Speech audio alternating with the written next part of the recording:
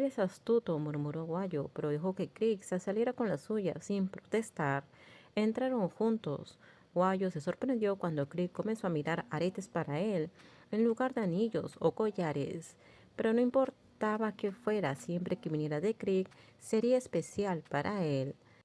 ¿Te gustan estos?, preguntó Crick. Eran aretes con forma de cabeza de tigre en perfil lateral. Sus ojos eran pequeñas piedras preciosas. ¿Por qué elegiste estos? Pienso que eres algo así como un gato, pero más grande. Una pantera negra debería servir como sustituto. Cuando el vendedor lo sacó para verlo de cerca, Guayu lo sostuvo junto a su oreja. Realmente le quedaba bien, tal como dijo Crick. Son bonitos. Guayu se admiró. ¿Cuánto cuestan? Este par cuesta 214,000 baht, dijo el vendedor. Están hechos de oro amarillo. Guayo se giró hacia Crick y negó con la cabeza. Crick, no puedo usar aretes de 200,000 baht en el trabajo. Son fáciles de perder. Y algunas noches, si bailo o bebo demasiado, entonces, ¿qué hago? Significa que deberías cuidarlos bien. ¿Te refieres a los aretes o a mí? Si pierdes los aretes, siempre puedes comprar otros nuevos.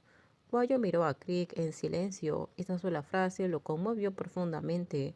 Sonrió antes de hablar. Tú ganas.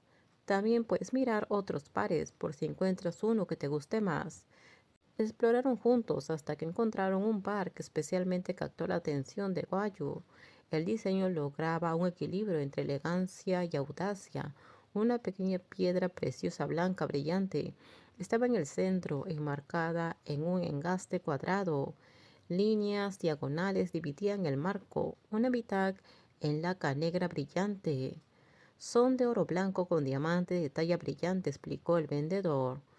Guayu se giró hacia Crick. ¿Diamantes? Solo pruébatelos primero. Puedes decidir después. Guayu hizo lo que Crick pidió. Crick observó con satisfacción. Los rasgos de Guayu ya eran llamativos, pero ahora lucía aún más lindo. Creo que deberíamos llevar estos, decidió Crick, entregando su tarjeta de crédito al vendedor. Crick, son muy caros. Crick negó con la cabeza. No realmente, unos 300 baht. Eso no es cierto. Guayu se rió. Cuando salieron de la tienda, Crick se giró hacia Guayu. ¿Nos vamos ahora? ¿A dónde? A Chiang Mai. Ya lo prometí esta mañana, ¿no? Chiang Mai está prácticamente a la vuelta de la esquina. Solo 1 hora de vuelo y estaremos allí. Unas 3 horas después estaban en un auto saliendo del aeropuerto de Chiang Mai hacia la ciudad, con Crick al volante. Guayo miraba las exuberantes montañas verdes que se extendían sin fin más allá del aeropuerto. No puedo creer que realmente me hayas traído a Chiang Mai, dijo Guayo, bajando la ventana y sacando la cabeza para respirar el aire fresco. Si dijera que quiero que grites tu amor por mí en la bahía de San Francisco, ¿también me llevarías allí?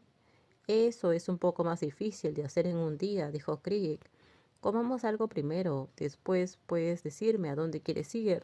Luego esta noche iremos a ese puente que querías visitar. Crick condujo por la carretera donde el foso rodea la antigua ciudad de Chiang Mai. Pasaron horas comiendo y visitando los lugares más interesantes de Chiang Mai. Cuando el sol comenzó a descender hacia el horizonte, finalmente se detuvieron cerca del puente de hierro negro que cruza el río de este a oeste. Guayo pisó el sólido puente de hierro. Era un puente de un solo carril para vehículos. Se detuvieron en el centro del puente, admirando la vista. Las luces a lo largo del imponente marco metálico se encendieron, formando suaves rectángulos arqueados que se extendían a lo largo del puente. Es hermoso, murmuró Guayo, apoyándose en la barandilla, mirando el río que fluía sin fin hacia la distancia. Esa misma agua se abriría paso por ciudades y montañas. Todo terminamos. Déjenme sus comentarios ustedes qué opinan sobre este spoiler. Por favor, si gustó el video, dale me gusta, suscríbanse. Bye bye.